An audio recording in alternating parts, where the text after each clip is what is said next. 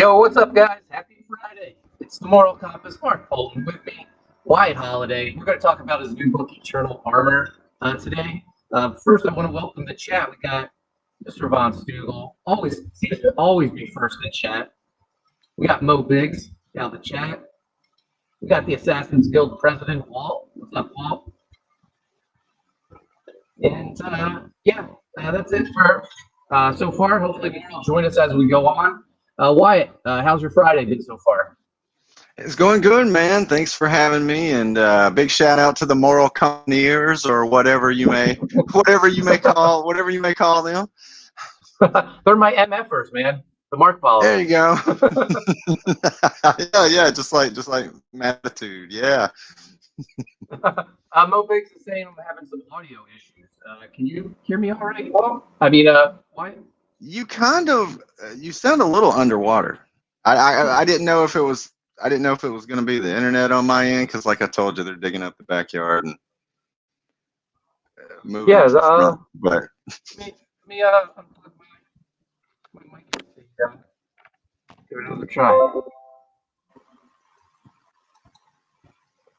All right, we'll see if this gets better. Oh, wait, sounded bad again. Broadcasting from a tin can. Yeah, a little bit. Yeah. Let me see. No, I'm on the right internet. We're gonna just have to work through this, Wyatt. Okay. Yeah. For the first time ever, it won't be me. So yeah. So we can work through it, man. All right. So we rescheduled this a couple times, all because of my fault. We were supposed to go live last Friday. My wife sent me out to. She had to get new tires put on her car, and she assured me I would be home in time. I was like, "There's no way I'm going to be home in time," so I canceled in advance, and I was right. I got home after 4:30 when we were supposed to stream. So we scheduled it for 4:30 today, and then my wife reminded me, "Oh, we're closing on our home refinance."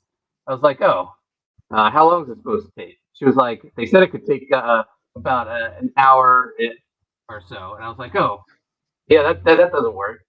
So here we are, 6:30. We finally were able to get it done.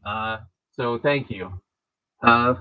We got Mo Big. Sometimes you sound fine, Marcus. Sometimes it goes bad.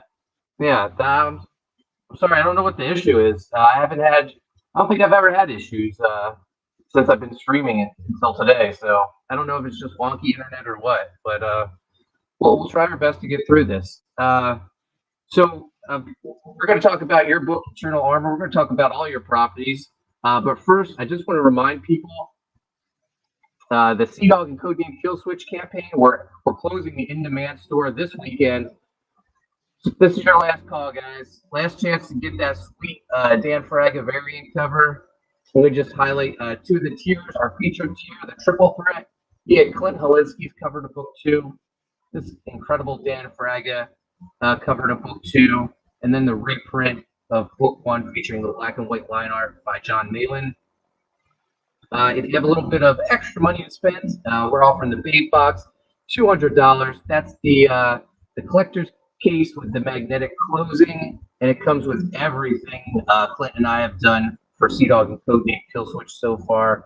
All 3 covers to book 1, both covers to book 2, all the trading cards and ash can from the first campaign. A sketch from Clint, a sketch from myself. I got 20 of the sketches done so far. I need to do 8 more. And you'll also get a Sea Dog pop socket for your cell phone, $200. Great deal. And we're closing out the in-demand store this weekend. Originally, I said I was going to close it tomorrow. But Indiegogo, they're not going to see my email, my request until Monday anyway. So I'm going to leave it open Sunday too. And by Monday, the store will be closed down. I'll actually be on with Mandy tomorrow on her show.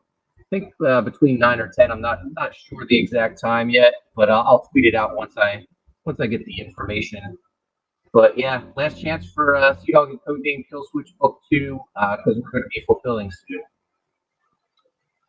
Yeah, I've had Indiegogo close the campaign 3 hours after I've sent the request, and sometimes it's Yeah. been 3 days, and yeah, it's really up in the air on when it's going to happen after after you initiate the request. So I'm sure you've experienced that, but for the people out there, sometimes we say it's closing tomorrow night, and it'll kind of lag into the next day, and sometimes it'll be Yeah. Monday, and they're like, "Well, I promise." Yeah, it's really up to Indiegogo whoever checks the email requests. Uh, so we have Darren Wagner. He said, Mark, I was doing other stuff. I wasn't really waiting. I was just teasing. Yeah. So when I canceled on you last week, I forgot to cancel the stream. So I remembered around like 6:30, and I went and I checked the chat, and Darren was in there, Mr. Von Stugel was in there, and I felt so bad because I forgot to. I canceled with you, but I forgot to cancel with StreamYard. I did the same thing. I had to reschedule a stream from yesterday for next week, and I go and I look this morning, and I'm like, oh my god! And luckily there was, there were a couple of people in there going, hell. I was like, oh no, sorry everybody. This meant to be rescheduled. Yeah. Mr. Von Stugel is saying the other best friends from my best friend show are sabotaging me today. Could be, man. Sean and Phil, man, they hold grudges. Sean was giving me some beef the other day. I don't know if you watch the best friends show, but he sends me and Phil progress of the book he's working on, and he keeps sending us this double page spread. He must have redone it maybe a dozen times. And I Mhm. told him, I was like, at some point, you're just gonna have to say this is the best that it gets and move on. And he says he didn't mean it this way, but he kind of like snapped at me, and he was like, no, the fans deserve the best. I gotta do if I don't think it's up to par, then I gotta keep working on it until it's absolutely perfect. And I was like, whoa. I pulled a homer and stepped back into the bushes. I was like, oh man. Yeah. I was like, I'm sorry. He made me feel like I was bare minimum mark, that I didn't put all my effort into my projects. He said he didn't mean it that way though, so I believe him.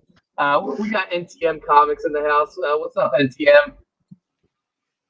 But So you run into that as a writer too, though, man. It's like oh yeah.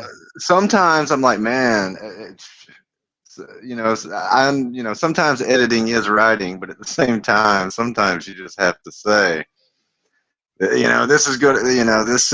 This is where I want it, or you can't spend forever with it. So, Yeah, because no. nobody wants to,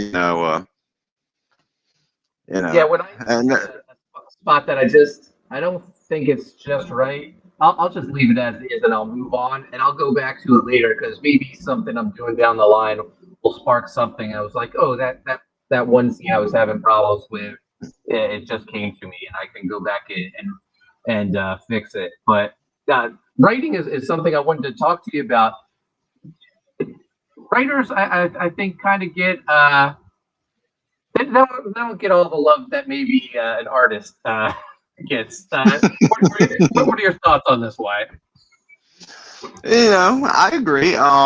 But comics, being visually what you see first. That's really, a lot of time can't, for something like a novel, you have the cover and then you really have to dive in to see if it's something you're going to like or not. But usually with comics, you can like the artwork, then you're going to give the rest a chance. So I think a lot of times it's harder to really convey what we can do, as far as the written word, unless someone actually takes the time to dig into it, as opposed to giving a cursory glance. So I think a lot of times that's why it's not necessarily as noticeable. Yeah, no, I think you make a good point. It is a visual medium, and you're able to see the artist's work, instantly. You know whether you like their art or not. We got Leroy in the chat. He says the Mortal Compass is talking through a toilet. Yeah. We're having issues today. Darren says tin can attached to string. Here's my can, and yeah, it's not going well. Um, so you're one of the more prolific creators in comics. You have three properties: Rocket Gal, uh, Ardana, and Hmm. now the current campaign, Eternal Armor. Do you like jumping from project to project? Well, it's not going to be this thing, this jumping that lasts forever. But Yeah, I had a couple of genres I wanted to try. There are a lot of comic genres I like as opposed to just superhero. But I had some things I wanted to try before I got, so far into the superhero road. Because I think once I do get there, I'm probably going to get stuck there. But I yeah, have, tons of ideas, man. I've always been into fantasy comics. Of course, I grew up with a lot of the John Buscema, Savage Sword of Conan. So I like different things, man. And I kind of, if I feel like doing a giant robot book, I just want to be able to do a giant robot book. I don't really want to get stuck necessarily in any particular one thing. So yeah. it No, just didn't happen that way. Ardana was just a lot. That kind of started out with me testing the water as far as crowdfunding, as far as the original campaign goes, and then Rocket Gal was just a case of right place, right time, because Peter Gilmore and I worked on that together. And then Eternal Armor was something I've had in mind for a while, and then we decided to go ahead and bring it to life. The time was right on that, and so here we yeah. are. Yeah, I just yeah, like I say, I like a few different comic genres, so I like to experiment and try a few things as well. Yeah, I'm the same way. I've heard just from other streams and stuff saying you should concentrate on one property, and I was like, oh, I'd be so sad if all I could do is Graveyard Shift. I would probably want to take all those supplemental stories away from other writers just so I could write different things. Because just writing, I think I don't know. For me, I like the ability to jump from project to project. Hmm. Writing Graveyard Shift, it's a dark comic Yeah, sometimes, so it could get. It's nice to jump from that to something silly like Sea Dog, and then just being a total fanboy with U.S. Assassin and all the '80s action films and GI Joe that I loved growing up on to kind of play homage to that. It's a lot of fun. absolutely, man. I just, well, as a writer, I think a lot of times we can move a lot faster. Oh yeah, Um, so if I sat there on the same thing for months and months and months, man, I have to be working on something because I have to be working on something, man. So if yep, so, I'd be up to Eternal Armor 28 or something in the script. If I didn't work on other, and your artist can only do so much. yeah. No. So, yeah, I'm with you, man. I like working on, a lot of different things. So, So, yeah, as a creator, how much time do you spend on putting your campaign pages together? I just started last week putting the Viking Wolf campaign page together. I'm launching that May 28th. It's a pretty big task, I think. I was showing off the page yesterday on the Best Friend Show just as a work in progress. I still have to add the video and all the reward tiers. But how much time do you put in doing yours on average? a good bit of time, man. I like for it to look good. With Eternal Armor, we just ran into a case of, we didn't have the color covers yet before it was time to launch, and so some of the perk images are still kind of funny with the whole black and white images, and that I guess that happens sometimes. But preferably it wouldn't have been that way. But I like to put time in it and make it look good. If I have all my material, if you've got your images and everything ready to go, you can make it look pretty good in a reasonable amount of time, couple of days. But really, it's putting your images together and getting all that right. for your perks and everything. That seems to take the most time for me. Yeah, no, I like to take my time, and I like to be done as soon as as early as possible. Luckily, Mhm. with Viking Wolf, I have all the artwork is actually done right now. So putting the page together has been pretty easy. It's just I'm gonna have to put all the perks. That's gonna be the big thing because we're offering every page of original art that Matt Dalton's doing. So to come up with an individual tier for that, it's gonna be a lot of different. You're gonna just keep Yeah. scrolling and scrolling. But I'd rather do that. I'd rather do that than keep it as an add-on because then no one will see that those pages are being offered unless when you go to checkout.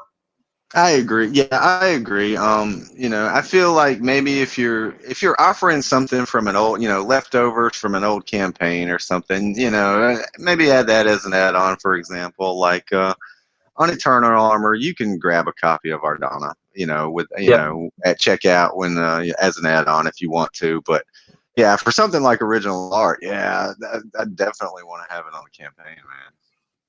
Yeah, one of my first times adding original art to a campaign, I just had it as an add-on. I think it was a big mistake. I think if it was visible on the actual main page, it probably would have got more clicks on it, more backers.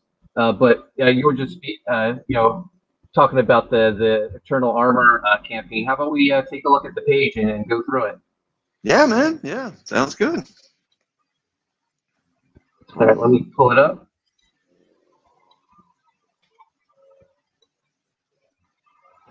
All right. So should I start with the video? Yeah, I think the trailer does a pretty good job of kicking things All right. off. Yeah, let's give it a try. Okay.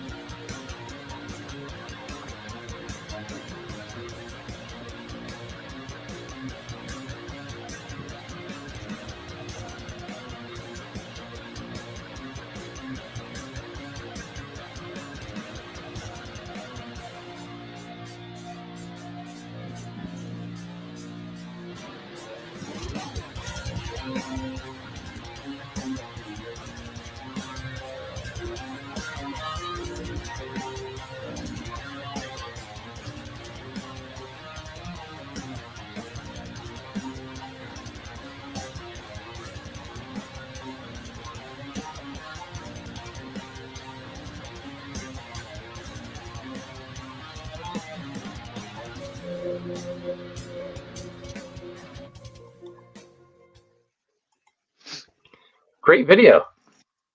Yeah, thanks, man.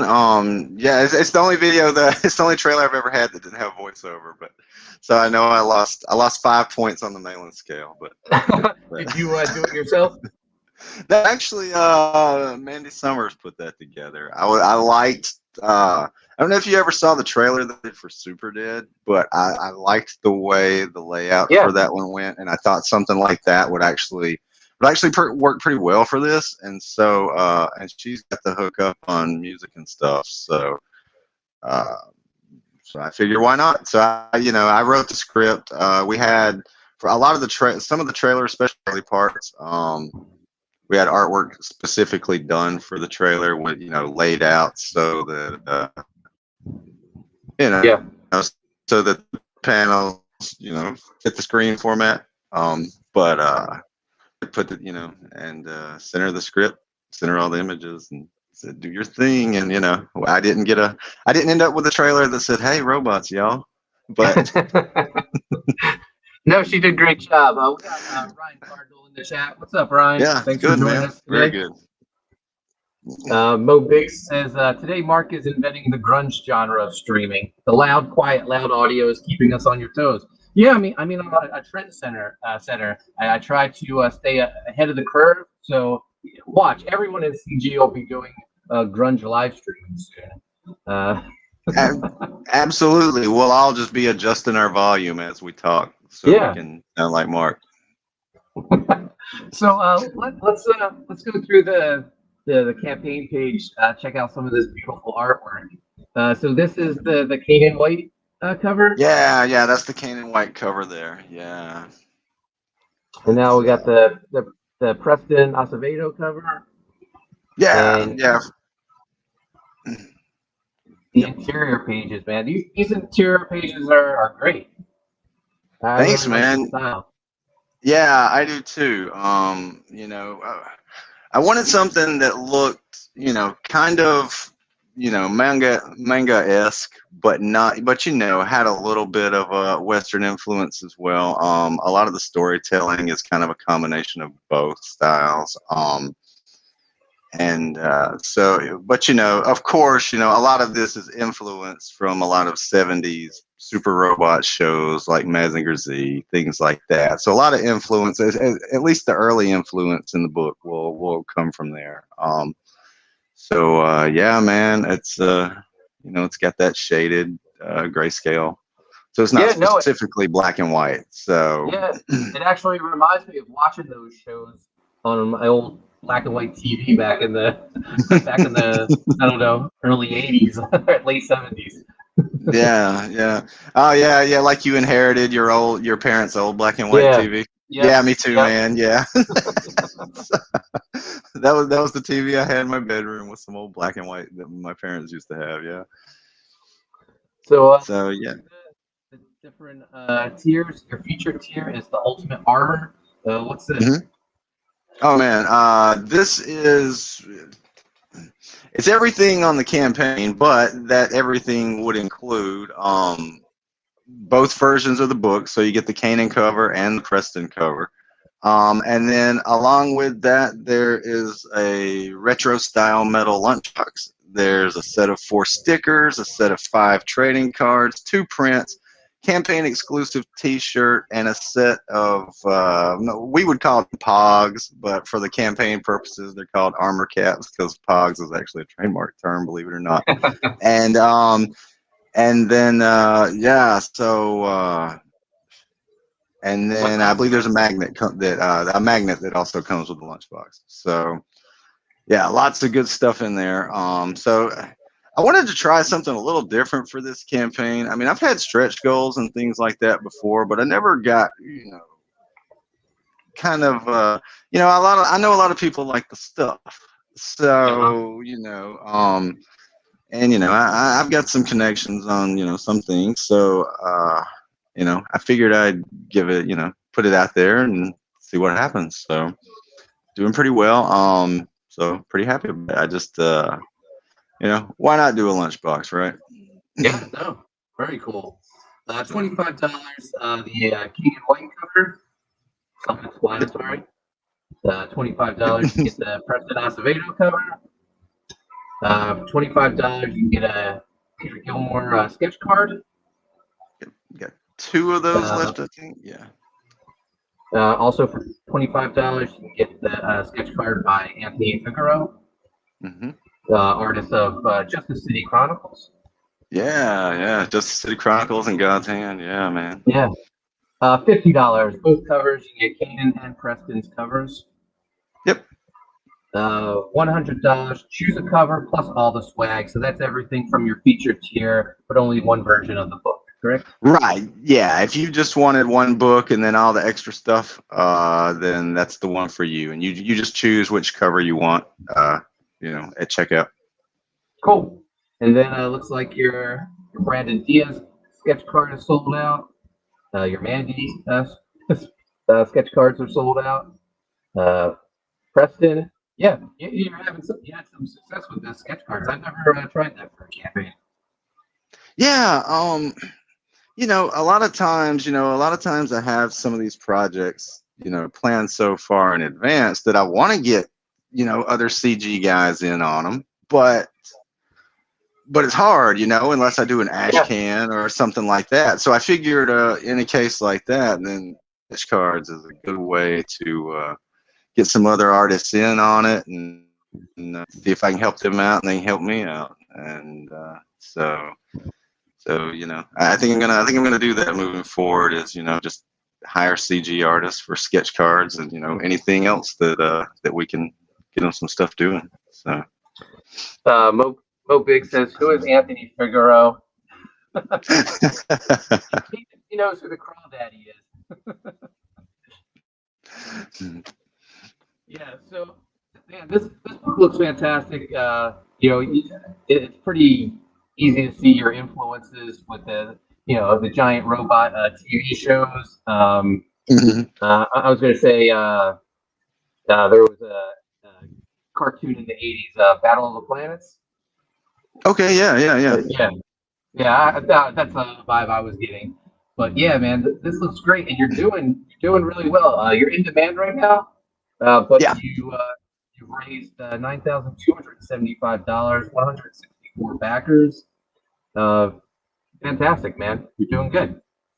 Thanks, man. Yeah, I just as far as influences, I like to describe it as, at least at first, if you took 1970s style robots like Mazinger Z and you put them in more of a war story like Robotech or Gundam, something like that, and then add in a lot of the weird science from things like Captain Harlock or something of that nature, maybe a little Star Blazers, and then a whole lot of Wyatt, and you mix it together, and that's Eternal, man. And you know how it goes, man. It's hard to explain a lot of stuff without giving things away. It's like, Yeah. you can only tell people so much without, giving away too many spoilers. And so I think people are really going to like it, especially once they get it in their hands and they really see, what they're dealing with. So I'm very happy with it. It's going well. And we're still knocking out pages. So Yeah. So, is this a one and done story? I don't think so, man. It's it wasn't really planned to be, but I think people will certainly want more.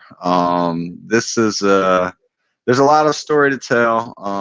So it could be one and done, if that were the case, but I don't think it's gonna be. So Yeah, no, it's funny. Sometimes a project for me will start out. I have every intention of it just being one and done. U.S. Assassin was a perfect example of that. I wrote the story. This was supposed to be like the Dark Knight version of American Ninja, and I was like, we told his last story. This is it.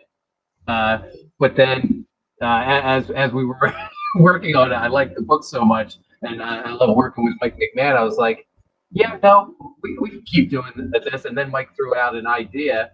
He was like, oh, I have a little teaser for the end, and once he told me about that, introducing a new character, I was like, oh yeah, we're definitely doing more. And I sent him the next script in like a week or two. So yeah, man. Yeah, man. Yeah, and I'm not just saying it, dude. U.S. Assassin is one of my favorite CG books. So I freaking love U.S. Assassin. So I'm hoping for more. I love the trading cards that come with them. They reminded me of the early '90s Marvel series cards that came out. Yeah, man, everything about U.S. Assassin's awesome. Yeah, love it. Oh, thanks, man. Yeah, Mike and I will be back once Viking Wolf is done. Probably sometime late June, early July. We'll launch U.S. Assassin 3. So yeah, thank you. I appreciate that. Appreciate it. Thank you. Yeah, man. Yeah, for sure. So, how far along are you on Eternal Armor?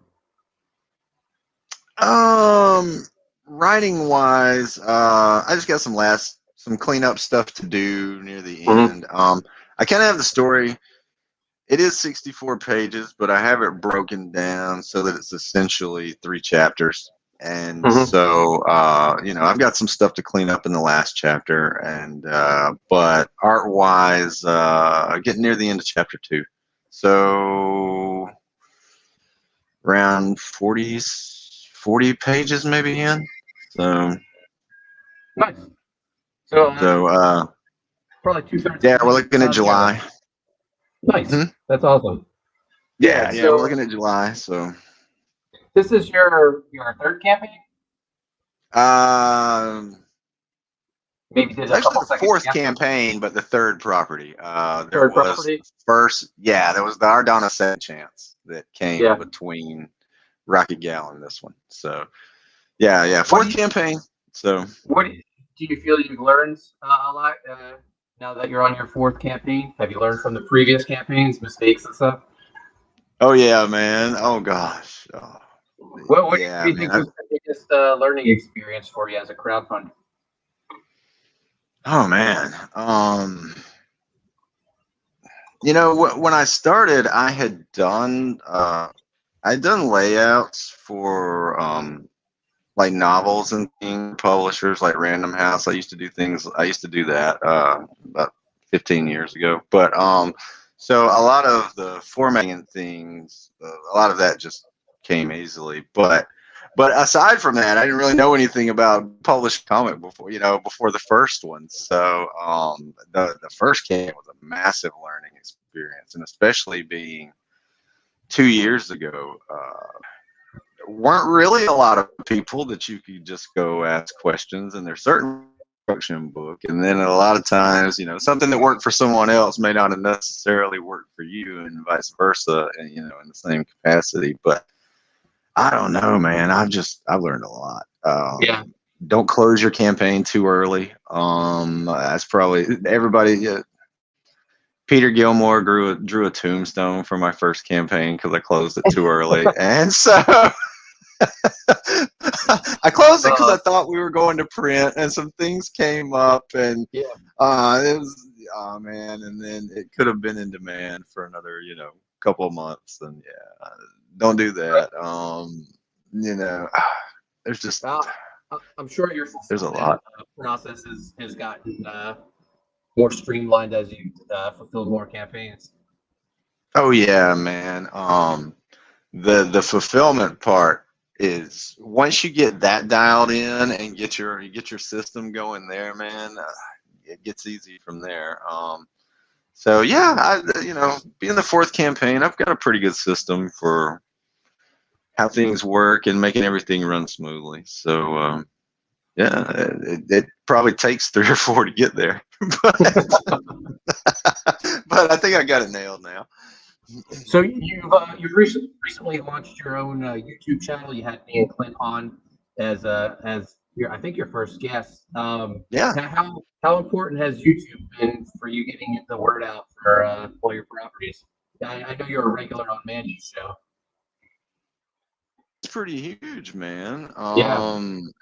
I would have to say, because aside from Twitter, I think YouTube is really where I get most of the exposure. So I think YouTube's huge for that.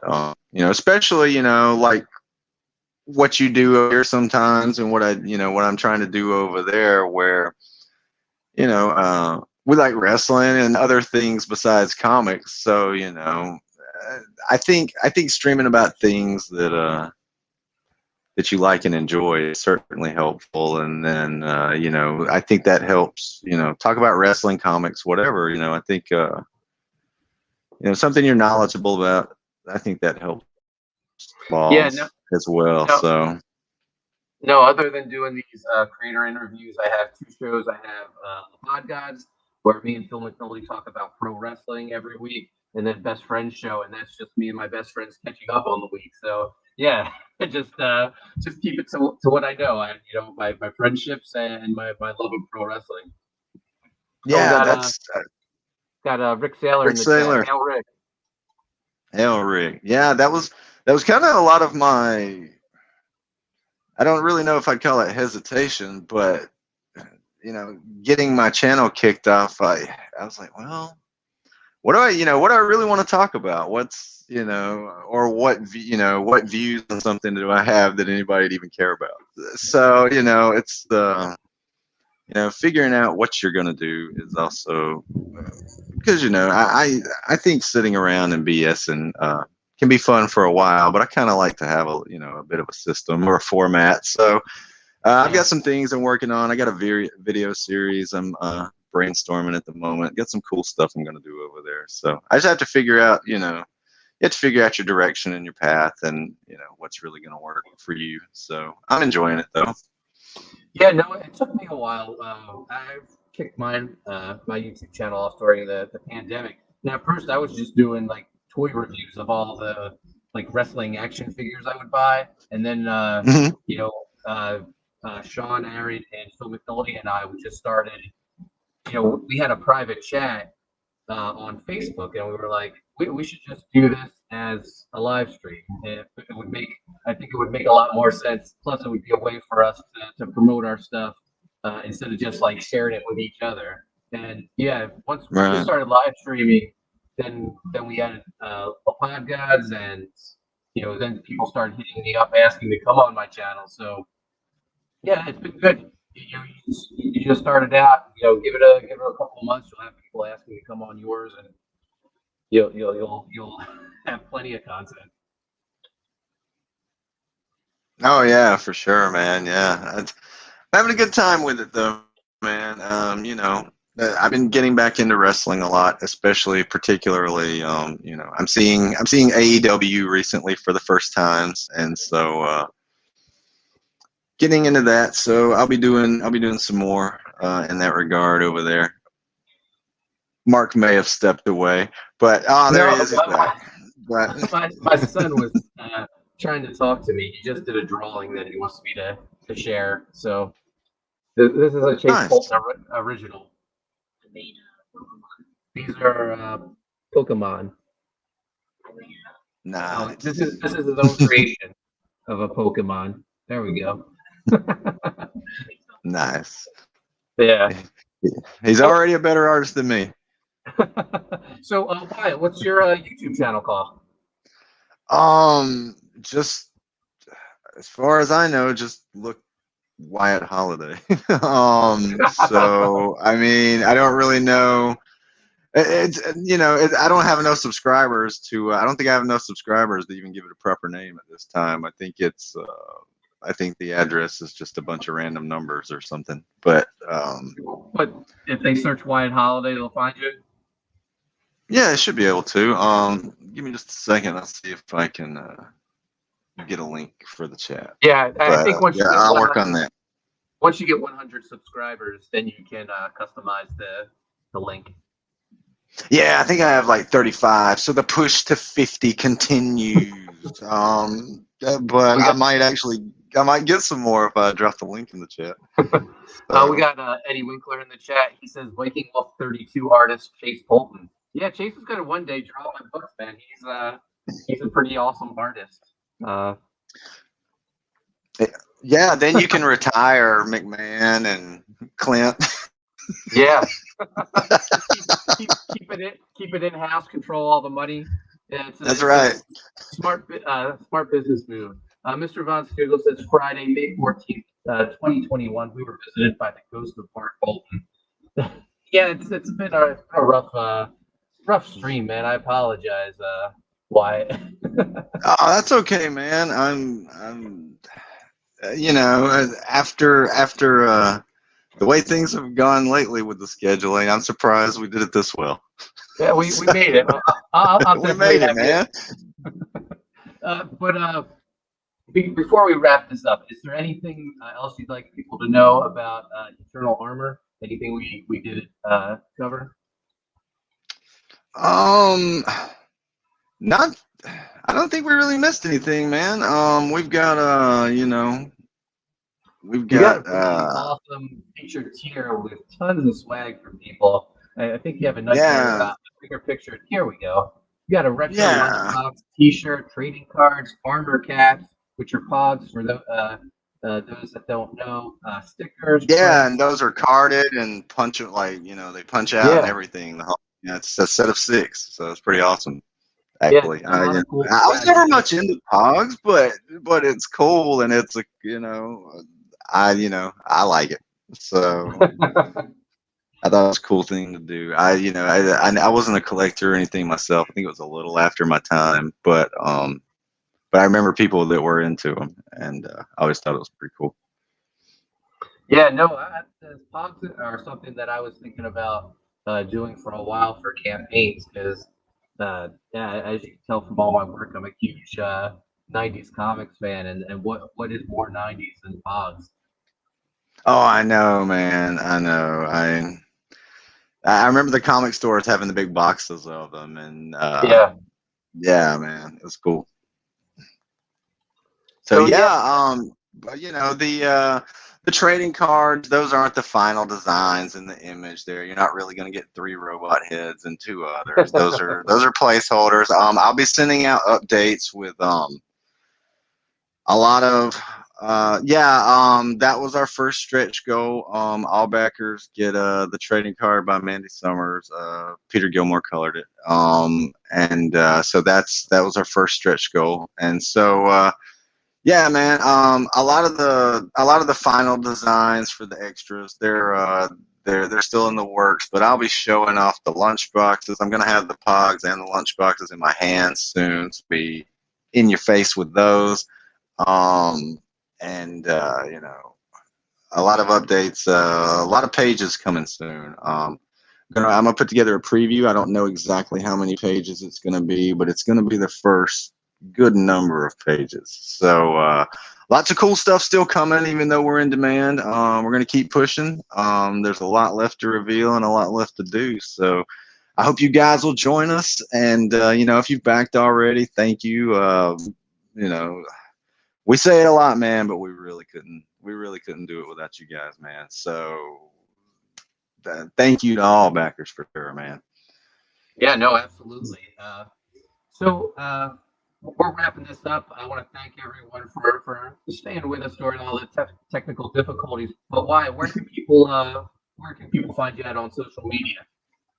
On Twitter, you can find me at _ Wyatt Holliday, and believe it or not, somebody already had that. Can you believe that? But yeah, I'm _ Wyatt Holliday on Twitter, 2 L's in Holiday, and on YouTube, search Wyatt Holiday is the best I can probably tell you there. I need to come up with a link for that, but and I don't really, I need to join you guys on MySpace, but I haven't made the move yet. But otherwise, those are really the 2 places you can find me. I think I have a account, but I don't do a lot there at the moment. So yeah, either one of those places. Yeah, no, Mandy and I, we tried the big move to MySpace when everyone was saying, no, you can find me on Minds at whatever. I was like, no, you find me on MySpace. That's where it's at. They never tried to censor me. My page has been up on MySpace since whenever I first launched it. So yeah, MySpace would be great if just there was more people over there. Right. Yeah, man. I know. Hey, they're not banning you. They're not censoring you. So you're good to go. Rick Saylor said, "Did you find that link, Wyatt? After this, I'll go search for your YouTube page, and I will put it in the description for people. Let's see if we can get you to 50 subscribers." Yeah, I'm actually working on it right now, but I hate to take attention. Oh, I think you're away from, but I'm looking for it right now. I will hook you guys up. All right, so Wyatt looks for it. I'll yesterday I shared a little bit of the Viking Wolf Indiegogo page while it's work in progress. I got a rough cut of the Viking Wolf trailer. I'll share that right now. The Red Gaze actually put this together for me. So let's check it out, guys.